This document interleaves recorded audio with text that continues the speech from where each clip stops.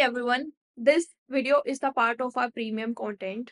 अगर आप इकोनॉमिक्स से रिलेटेड किसी भी एग्जाम की तैयारी कर रहे हैं, B it academics B it competitive, चाहे आप इकोनॉमिक्स ऑनर्स कर रहे हैं या एमए कर रहे हैं, किसी भी यूनिवर्सिटी से, UGC NET, economics optional, Indian economic service, इन सब कोर्सेज की प्रिपरेशन आप हमारे ऐप के साथ कर सकते हैं.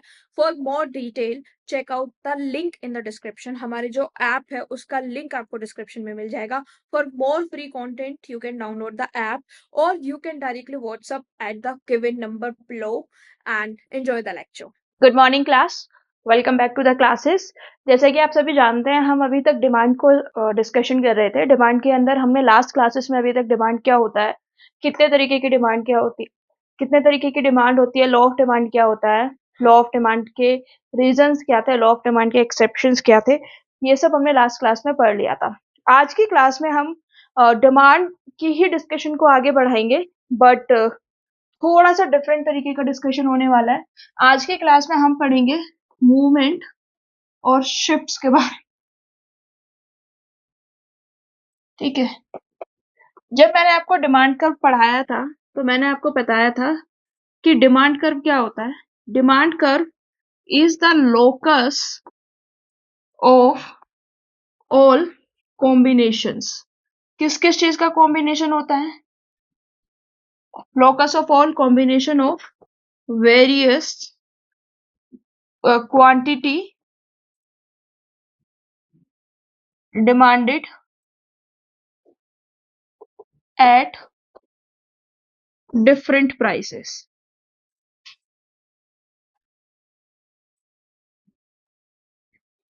ठीक है, ये आपने पढ़ा था. आज हम देखेंगे कि जो हमारा डिमांड कर्व है उसमें चेंजेस कैसे आते हैं.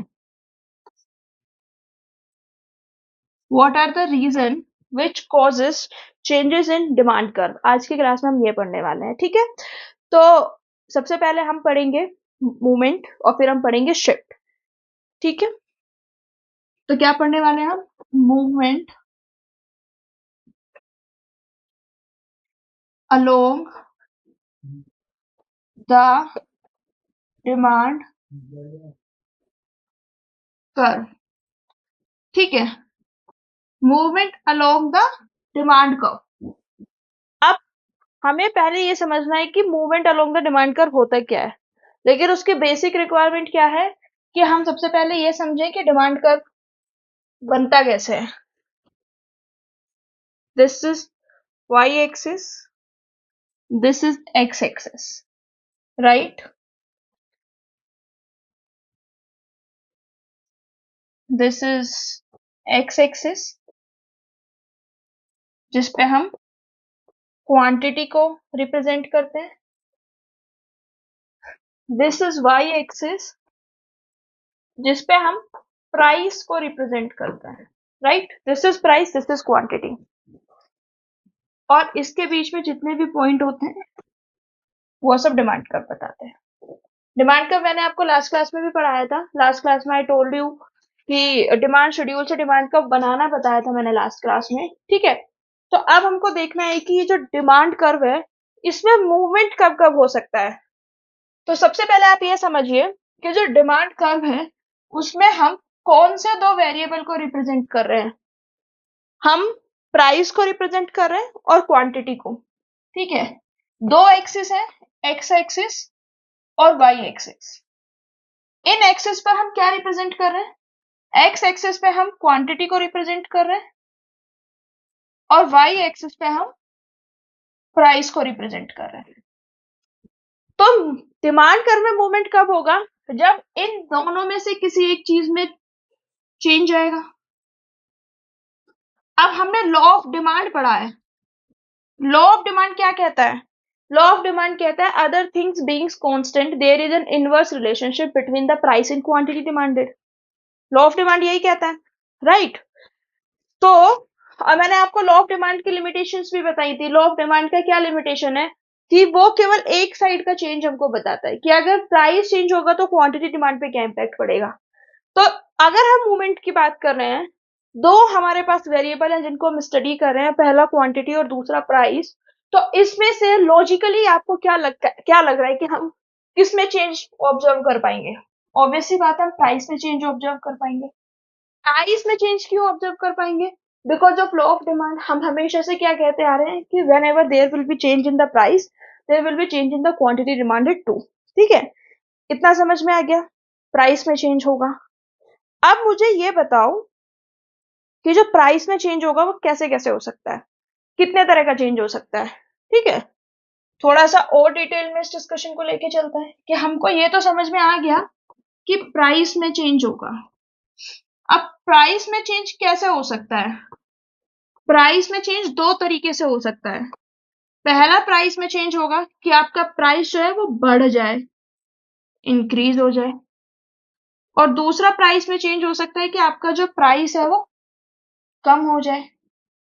ठीक है, अगर हम कमोडिटी एक्स की बात कर रहे हैं तो कमोडिटी एक्स का प्राइस अगर अभी 10 रुपए है, ठीक है, अगर कमोडिटी एक्स का प्राइस अभी 10 रुपए है तो दो ही कंडीशन हो सकती है, या तो 10 से बढ़ के 12 हो सकता है या 10 से घट के 8 हो सकता है। आई मीन 10 से बढ़ के 11, 12, 13, 14, बेसिकली या तो 10 से ज्यादा होगा या 10 से कम होगा। आपका प्राइस या तो बढ़ेगा या घटेगा, इसके अलावा कुछ नहीं होगा। अब अगर प्राइस हमारा बढ़ता है, ठीक है, प्राइस हमारा हमारा बढ़ता है तो हम डिमांड कम करेंगे या ज्यादा करेंगे? लॉ ऑफ डिमांड याद कीजिए। Law of demand, law of demand में मैंने आपको क्या बताया था कि जब भी प्राइस इंक्रीज होगा तो आपकी क्वांटिटी डिमांडेड क्या है वो डिक्रीज हो जाएगी। प्राइस अगर इंक्रीज हो रहा है तो क्वांटिटी डिमांडेड आपकी क्या हो जाएगी? कम हो जाएगी। जब क्वांटिटी डिमांडेड आपकी कम हो जाएगी तो हम उसको क्या बोलेंगे? कॉन्ट्रैक्शन। कॉन्ट्रैक्ट, कॉन्ट्रैक्ट का मतलब क्या होता है? कम होना। किसी भी चीज को जब सिकुड़ना, जब कॉन्ट्रैक्शन का क्या मतलब होता है? जब कोई भी चीज सिकुड़ती है तो डिमांड पहले से कम हो रही है, तो डिमांड मतलब सिकुड़ रही है। तो जब भी प्राइस इंक्रीज होगा तो हम उसको क्या बोलेंगे? Contraction of demand. इतना क्लियर हो गया? अब अगर प्राइस मेरा कम हो जाए, if my price gets decrease, तो अगर प्राइस कम हो जाता है तो लॉ ऑफ डिमांड क्या कहता है? इनवर्स रिलेशनशिप है। प्राइस कम हुआ तो क्वांटिटी डिमांडेड हमारी बढ़ जाएगी। क्वांटिटी डिमांडेड अगर हमारी बढ़ गई, under that circumstance quantity demanded हमारी बढ़ गई, क्वांटिटी डिमांडेड बढ़ गई यानी कि डिमांड बढ़ गई, एक्सपेंड हो गई हमारी डिमांड, एक्सपेंशन ऑफ डिमांड। इतना समझ में आया? इतने में कोई कंफ्यूजन है? अगर इतने में कोई कंफ्यूजन है तो मुझे बताइए, फिर हम उसको बात करते हैं, नहीं तो फिर हम आगे बढ़ते हैं। मैंने अभी तक आपको क्या समझाया? मैंने अभी तक आपको समझाया कि हम डिस्कस कर रहे हैं movement along the demand curve, यानी कि डिमांड कर्व में कैसे कैसे मूवमेंट होते हैं। तो जब डिमांड कर्व हमारे दो वेरिएबल्स की डिस्कशन करता है, क्वांटिटी और प्राइस, तो क्वांटिटी या प्राइस में से किसी एक चीज का ही चेंज हम डिस्कस करने वाले हैं। क्योंकि लॉ ऑफ डिमांड कहता है कि जब प्राइस में चेंज होता है उसकी वजह से क्वांटिटी डिमांड में चेंज आता है, इसीलिए हम प्राइस के चेंज को कंसीडर करेंगे because of law of demand. और हमने ये भी पढ़ा था कि जो लॉ ऑफ डिमांड है वो यूनिडायरेक्शनल है, यानी कि वो ये बताता है प्राइस चेंज होने की वजह से क्वांटिटी डिमांडेड कितनी चेंज होगी। अगर वो क्वांटिटी डिमांडेड की वजह से प्राइस पे क्या इंपैक्ट आ रहा है वो बता रहा होता तो हम दोनों में से किसी भी वेरिएबल का यूज कर सकते थे। It is unidirectional. ठीक है, प्राइस चेंज फिर मैंने आपको समझाया कि दो तरीके से हो सकता है, या तो प्राइस इंक्रीज हो सकता है या प्राइस डिक्रीज हो सकता है। प्राइस अगर इंक्रीज होगा तो डिमांड कम होगी, डिमांड सिकुड़ जाएगी, which will be known as the contraction of demand. अगर प्राइस डिक्रीज होगा तो डिमांड बढ़ जाएगी, which will be known as the expansion of demand. अब हम इस चीज को समझते हैं। ठीक है, ये डिमांड है मेरी,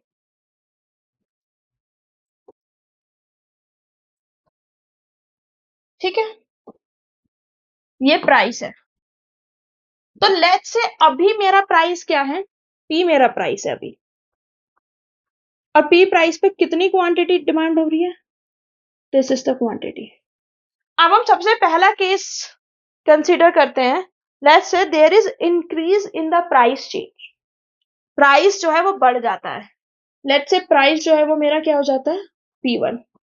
अब प्राइस अगर मेरा P1 हो गया तो मेरी क्वांटिटी क्या हो गई? Q1 हो गई। क्वांटिटी क्या होगी मेरी, कम हो जाएगी। ठीक है, क्वांटिटी कम हो गई प्राइस के बढ़ने की वजह से। ये देखो प्राइस ऊपर की तरफ गया तो क्वांटिटी पीछे की तरफ आ गई। पहले मेरा कौन सा पॉइंट था, ए पॉइंट, और फिर मैं कौन से पॉइंट पे चली गई, बी पॉइंट पे। तो ए पॉइंट से पहले ए पॉइंट था ना डिमांड कर्व पे, पी और क्यू का, फिर मैं बी पॉइंट पे चली गई। ठीक है, तो ऊपर की तरफ मैंने मूवमेंट किया, ऊपर की तरफ चली ना मैं कर्व में, ए से बी, ए नीचे की तरफ है, बी ऊपर की तरफ है, तो मैं ऊपर की तरफ चली। ठीक है, जब भी प्राइस इंक्रीज होगा और कॉन्ट्रैक्शन ऑफ डिमांड होगी तो उस केस में मेरा मूवमेंट कैसा होगा, अपवर्ड मूवमेंट होगा। मैं कर्व में कहा शिफ्ट करूंगी, ऊपर की तरफ शिफ्ट करूंगी। कौन सा मूवमेंट होगा मेरा, अपवर्ड मूवमेंट होगा। अब दूसरा कंडीशन देखते हैं। लेट्स से ये पी है केवल बेटा, पी नोट नहीं। पहले मेरा प्राइस पी था, अब मेरा प्राइस पी वन की जगह, पहले पी वन हमने बढ़ा के देख लिया, अब हम घटा के देखते हैं। तो लेट्स से मेरा प्राइस पी टू हो गया। ठीक है, अगर मेरा प्राइस पी टू होता है तो मेरी डिमांड क्या होगी, मेरी डिमांड क्यू टू होगी। ठीक है, पी टू जब मेरा प्राइस होता है पी से पी टू, यानी कि ये प्राइस जब मेरा इतना कम हुआ तो मेरी क्वांटिटी कितनी बढ़ गई, क्यू से क्यू टू। ठीक है, अब मेरी क्वांटिटी क्यू से क्यू टू हो गई। तो देखिए पहले मेरा कौन सा पॉइंट था, ए, ये तो मेरा इनिशियल पॉइंट है ना, प्राइस और क्वांटिटी वाला।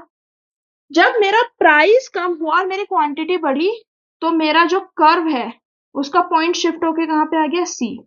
तो ये क्या हो गया मेरा, डाउनवर्ड मूवमेंट। ठीक है, तो जब भी प्राइस डिक्रीज होगा और मेरी डिमांड एक्सपेंड होगी तो उसको मैं क्या बोलूंगी, और downward movement.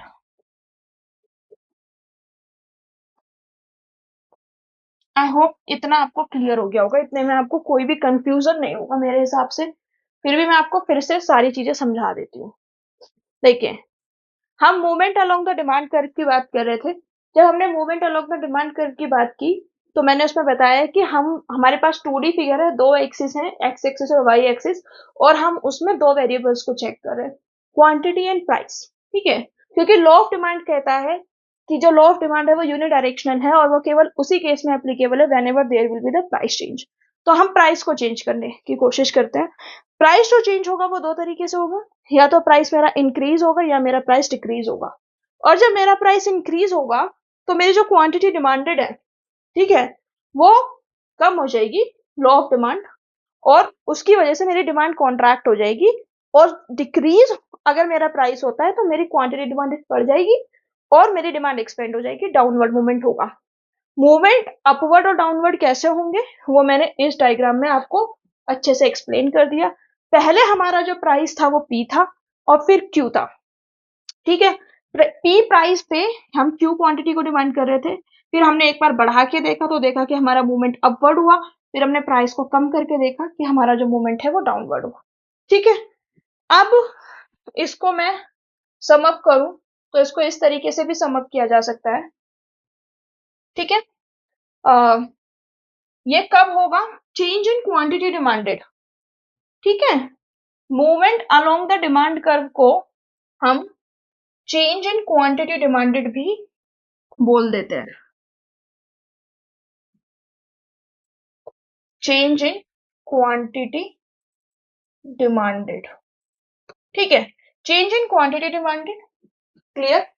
Change in quantity demanded होता क्यों है, अकर्स ड्यू टू, ये बहुत इंपॉर्टेंट है, इसको शॉर्ट नोट्स के लिए ना अपना बना लेना। चेंज क्वांटिटी डिमांडेड चेंज क्यों होती है, क्योंकि मूवमेंट होता है डिमांड कर्व में, movement along demand curve. Movement जो होता है वो डिमांड कर्व में वो क्यों होता है, दो तरीके का होता है, either or, either there will be the price increase or the price decrease. ठीक है, जब प्राइस इंक्रीज होगा मेरा, तो मेरी क्वांटिटी डिमांडेड कम हो जाएगी, which will lead to contraction of demand.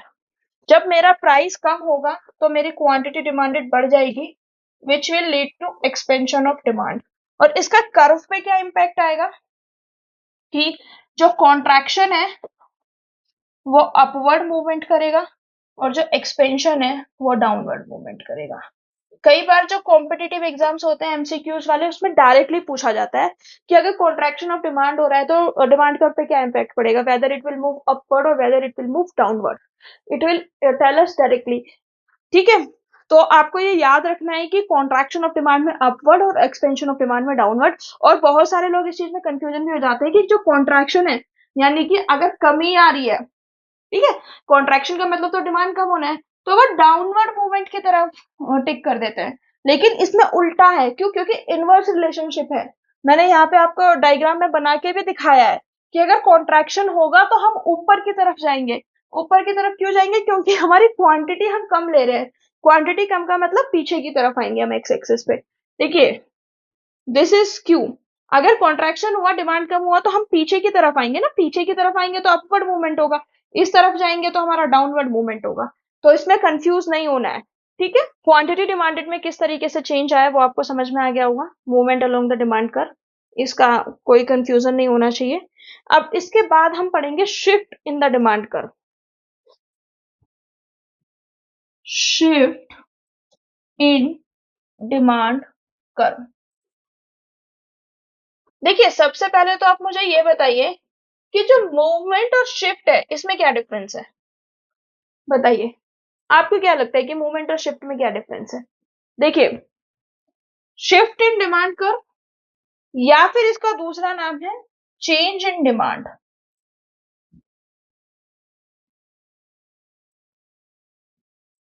Change in demand, ये दोनों नाम इसके हैं, shift in demand curve, change in demand.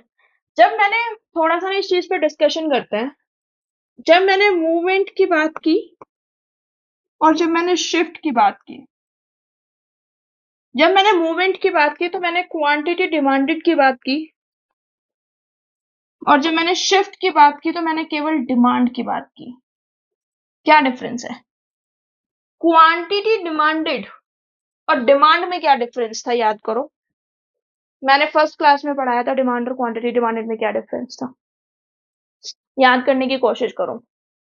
First class अपनी याद करो, फर्स्ट क्लास में ही मैंने आपको बताया था कि डिमांड और क्वांटिटी डिमांडेड में क्या डिफरेंस है। Please remember. देखिए, जब मैंने डिमांड बताया था ना, तो मैंने ये नहीं बताया था कि जो डिमांड है वो एग्जैक्ट प्राइस पे एग्जैक्ट क्वांटिटी बता रही है।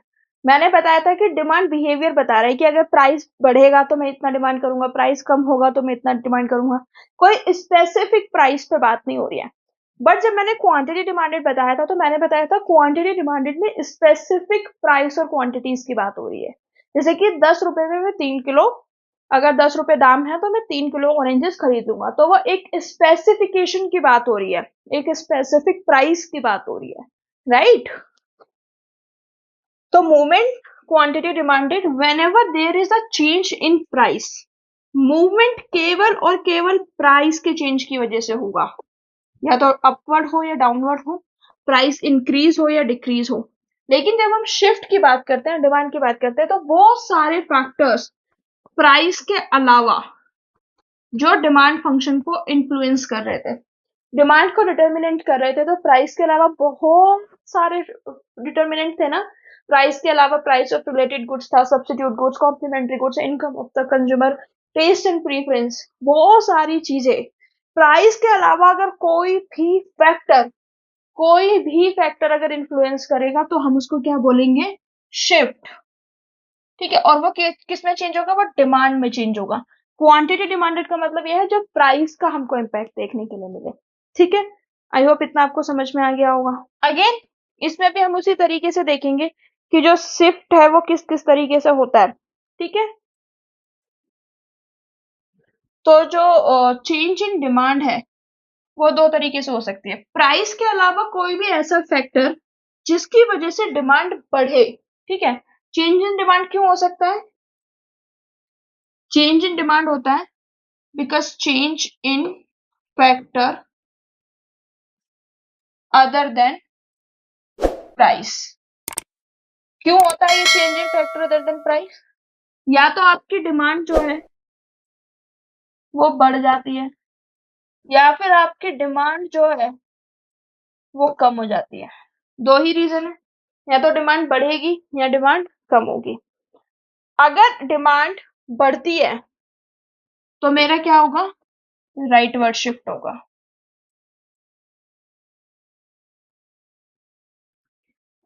और अगर डिमांड कम होती है तो लेफ्टवर्ड शिफ्ट होगा।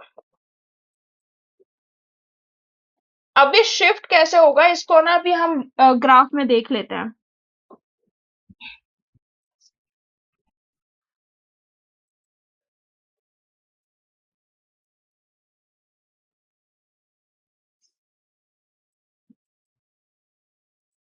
This is quantity,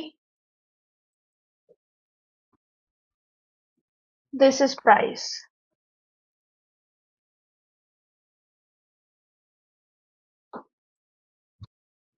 let's say this is our demand curve, ये हमारा डिमांड कर्व है। और for example this is our price, ठीक है, तो क्वांटिटी।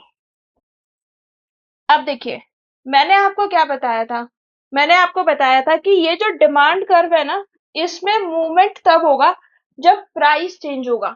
क्यों? क्योंकि हम प्राइस और क्वांटिटी को शो कर रहे हैं। लेकिन अगर अब हमें कोई ऐसी चीज का इन्फ्लुएंस दिखाना है जो कि एक्स और वाई में तो है ही नहीं, ठीक है, अगर एक्स और वाई में कोई भी ऐसी चीज है ही नहीं तो हम उसका इन्फ्लुएंस किस तरीके से शो करेंगे? ठीक है, तो पहले अगर मेरा डिमांड कर्व डी था, अब मैं अपने डिमांड कर्व को क्या करूंगी, डिमांड ज्यादा हो गई है तो मैं डिमांड कर्व को क्या करूंगी, राइटवर्ड शिफ्ट कर दूंगी। और अगर डिमांड कम होगी तो उसको लेफ्टवर्ड शिफ्ट कर दूंगी। ठीक है, D1, ठीक है। अब अगर मेरी प्राइस जो है वो तो सेम है, प्राइस में तो कोई चेंज नहीं आ रहा है, क्योंकि प्राइस के अलावा फैक्टर की वजह से मेरी जो डिमांड है वो बढ़ गई है। लेट्स से कोई भी नया ट्रेंड आ गया है, लेट्स से आजकल जो इंस्टाग्राम पे ट्रेंड चलते रहते हैं, let's say there is a trend कि हमको सुबह ग्रीन वेजिटेबल्स ज्यादा खानी चाहिए या फ्रूट ज्यादा खाने चाहिए। एक रिसर्च ने बोला कि फ्रूट खाने से लॉन्जेविटी बढ़ती है, तो सेम प्राइस पे फ्रूट की डिमांड बढ़ जाएगी, ठीक है, क्योंकि टेस्ट एंड प्रीफरेंस चेंज हो गया। तो प्राइस तो सेम ही रहेगा, तो इस प्राइस पे ये क्वांटिटी हम डिमांड करेंगे, D1 Q1। और अगर शिफ्ट हो गया, नेगेटिव चेंज आया डिमांड में, तो ये पीछे की तरफ शिफ्ट हो गया Q2। अब आप इसको समझिए, प्राइस तो हमारा सेम ही है ना, प्राइस में कोई चेंज नहीं आ रहा है। जैसे ही हमारी डिमांड बढ़ी, ठीक है, तो डिमांड जब हमारी बढ़ी तो हमारी को डिमांड कर्व शिफ्ट करना पड़ेगा। डिमांड कर्व शिफ्ट क्यों करना पड़ेगा? क्योंकि वो सारे फैक्टर्स हमने कंसीडर ही नहीं किए, हमने केवल प्राइस और क्वांटिटी को किया। और हम इस ग्राफ में केवल ये जो डिमांड कर्व है इसमें केवल प्राइस और क्वांटिटी को चेंज कर सकते हैं। तो हमने क्या किया, डिमांड कर्व को शिफ्ट कर दिया, क्योंकि डिमांड बढ़ी है तो हमने बाहर की तरफ शिफ्ट कर दिया। ठीक है, तो हमारी क्वांटिटी जो है वो बढ़ के क्या हो गई, Q से Q1। ठीक है, अब किसी रीजन की वजह से अगर हमारी डिमांड कम होती है तो ये पीछे की तरफ शिफ्ट हो जाएगा, बैकवर्ड, और हमारी क्वांटिटी जो है वो Q से Q2 हो जाएगी। ठीक है, इतना समझ में आया? जो इसीलिए हम इसको बोलते हैं इंक्रीज इन डिमांड में जो है वो राइटवर्ड शिफ्ट होगा। और ये राइटवर्ड शिफ्ट होता क्यों है? ये राइटवर्ड शिफ्ट होगा due to favourable change in demand. ठीक है, क्योंकि फेवरेबल चेंज है डिमांड में इसीलिए राइटवर्ड शिफ्ट होगा। लेफ्टवर्ड शिफ्ट क्यों? Unfavourable change in demand. ठीक है, unfavourable change in demand. I hope इतना आपको क्लियर हो गया होगा। ठीक है, मूवमेंट शिफ्ट क्या डिफरेंस होता है, किस तरीके से डिफरेंस होता है, आई थिंक आपको ये सब बहुत अच्छे से क्लियर हो गया होगा। मैं फिर से एक बार बता देती हूँ।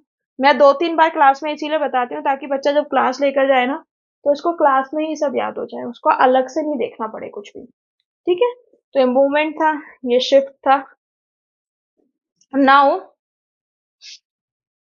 राइटवर्ड शिफ्ट जो होता है उसको कई बार हम फॉरवर्ड शिफ्ट भी बोल देते हैं, अपवर्ड शिफ्ट भी बोल देते हैं, आउटवर्ड शिफ्ट भी बोल देते हैं। इसके नाम है बस। राइटवर्ड जो शिफ्ट है इसको हम कई बार आउटवर्ड शिफ्ट बोल देते हैं, कई बार फॉरवर्ड शिफ्ट बोल देते हैं, कई बार हम इसको अपवर्ड शिफ्ट भी बोल देते हैं। इसी तरीके से जो हमारा लेफ्टवर्ड शिफ्ट है, जो पीछे की तरफ शिफ्ट होता है, उसको हम इनवर्ड, बैकवर्ड और डाउनवर्ड शिफ्ट भी बोल देते हैं। ठीक है? इनवर्ड, बैकवर्ड, डाउनवर्ड दोनों तरीके के शिफ्ट है वो हम उसको बोल देते हैं। इतना आई होप आपको क्लियर हो गया होगा। इतने में आपको कोई भी कंफ्यूजन नहीं होना चाहिए। थोड़े से ना हमको डिफरेंस देखना है, हम वो डिफरेंस देख लेते हैं ताकि जो क्लैरिटी है वो बिल्कुल अच्छे से आपको क्लैरिटी मिल जाए। ठीक है? तो सबसे पहले जो हमको डिफरेंस देखना है that is movement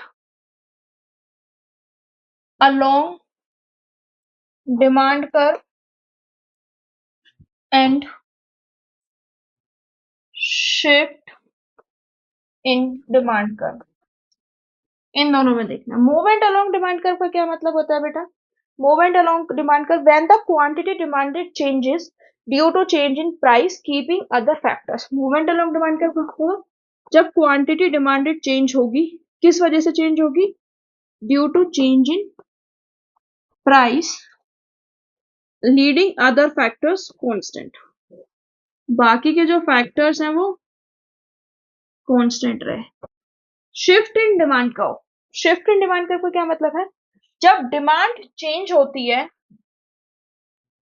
when demand changes but due to factor other than price, price के अलावा जो फैक्टर होता है उस वजह से। ठीक है? इतने में कोई कंफ्यूजन मेरे ख्याल से तो नहीं होनी चाहिए। पहला डिफरेंस। दूसरा क्या डिफरेंस होता है? डिमांड कर्व पे क्या इंपैक्ट होता है कि जो डिमांड कर्व होता है वो सेम डिमांड कर्व पे मूवमेंट होता है। सेम डिमांड कर्व पे मूवमेंट होता है, जैसे कि या तो वो अपवर्ड होगा या डाउनवर्ड होगा।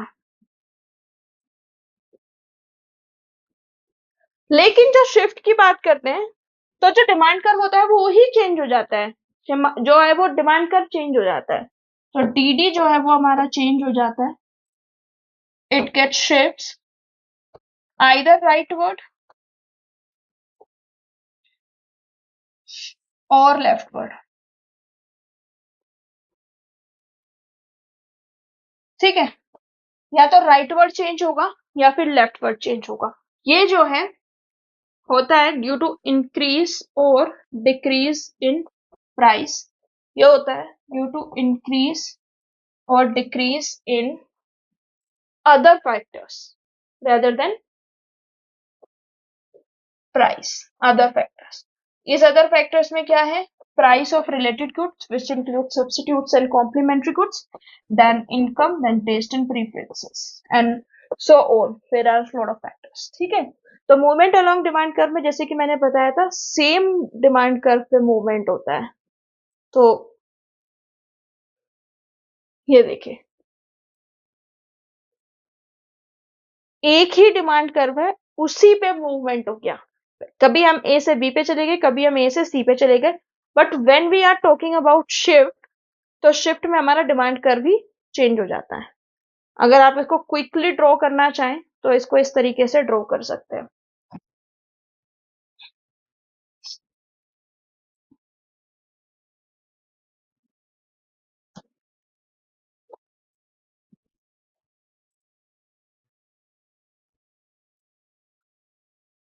Quantity, price, demand curve.